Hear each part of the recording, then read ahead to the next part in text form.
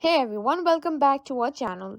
Today I'm going to show you how to fix macro or zero point 0.5 zoom not working on iPhone. In today's video, we'll be showing you how to fix the issue where your macro or zero point 0.5 zoom isn't working on your iPhone and the wide angle camera is not responding properly. First things first, what you need to do is let's make sure your iPhone's camera settings are properly configured. Sometimes the issue may be as simple as setting that's turned off. Open the camera app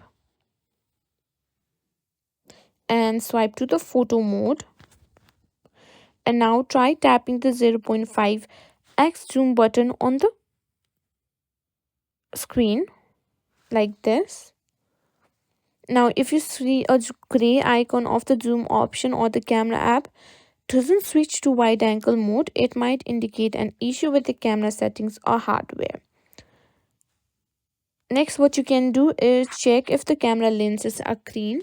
Sometimes dirt or smudges on the lenses can cause issues with the camera functionality. If the cleaning the lens didn't work, try restarting your iPhone. This is a quick fix that can resolve minor software glitches affecting camera functions. Now, if that also didn't work, what you need to do is simply open settings and look for camera settings. Find camera, and here you can find option that says macro mode. For iPhones with the ultra wide camera, macro mode allows you to take close up shots. To text macro mode, open a camera app and simply slowly move closer to an object. If you're in photo mode, the iPhone should automatically switch to macro when you get within a certain distance.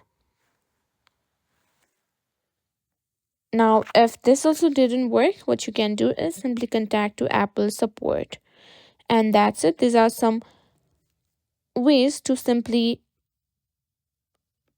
help if your zero point 0.5 zoom or macro mode isn't working on your iPhone. If you found this video helpful, don't forget to like, share and subscribe to our channel.